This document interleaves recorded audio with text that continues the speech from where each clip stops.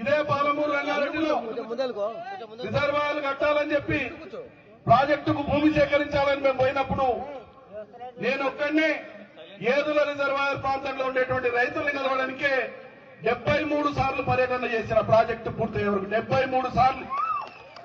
ప్రతిసారి ఈ అంశాన్ని బోధించి వాళ్లకు వివరించి ఓపిక మీద కూర్చొని ఒక సందర్భంలో రాత్రి 10 గంటలకు ఇలా మషల్లో బతికే ఉన్నాడు, ఏదో శ్రీనివాస్ రెడ్డి బతికే ఉన్నాడు, వాళ్ళని అడగండి.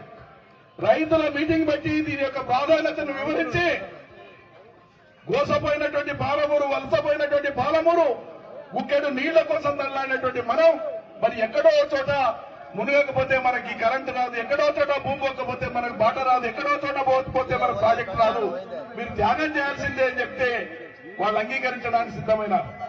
కానీ కొన్ని రాజకీయ పార్టీల వాళ్ళు ఆందోళన చేపించి మీరు ఎక్కువ అడగండి, ఇది అడగండి, అది అడగండి అని వాళ్ళను పక్కదారి పట్టించే ప్రయత్నం చేసినా ప్రజలు వాళ్ళ మాట వినలే. మేము ఓపిక చేసుకొని ప్రజలకు వివరించాలి, వాళ్ళకి తెలియని విషయం చెప్పాలి, వాళ్ళు చెప్పే విషయం మేము వినాలని ఓపికగా చాలా సార్లు పోయి ఒక సందర్భంలో రాత్రి 10 గంటలకు నేను మీ కాళ్ళు మొక్కుతా అనేటువంటి దాకా పోయి రైతాంగానికి విజ్ఞప్తి చేసిన. అంత ఓపికగా పనిచేస్తే ఇలా మన కళ్ళ ముందల పనులు కనిపిస్తున్నాయి.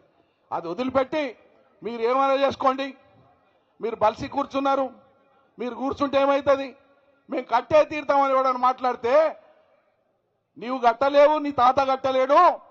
లగచర్లలో ముఖ్యమంత్రి రైతుల భూముల్ని బలవంతంగా తీసుకుంటే అక్కడ ప్రభుత్వానికే లాగులను తడిసేటట్లు చేసిన రైతులు, నువ్వెంత ఈడ చేయనికే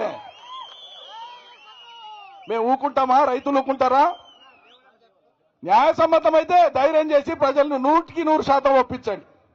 ఏడ ప్రాజెక్టు కట్టినా, ఎక్కడ కంపెనీ పెట్టినా, ఎక్కడ ఫ్యాక్టరీ పెట్టినా ప్రజాభిప్రాయ సేకరణ ఉంటుంది. దాని పరంగా చేయండి, చేసి చూపియండి, ఒప్పియండి. కాదంటేనంటే ప్రజలకు నమస్కారం పెట్టి ఇంకో ప్రయత్నం చేస్తామని చెప్పండి. అది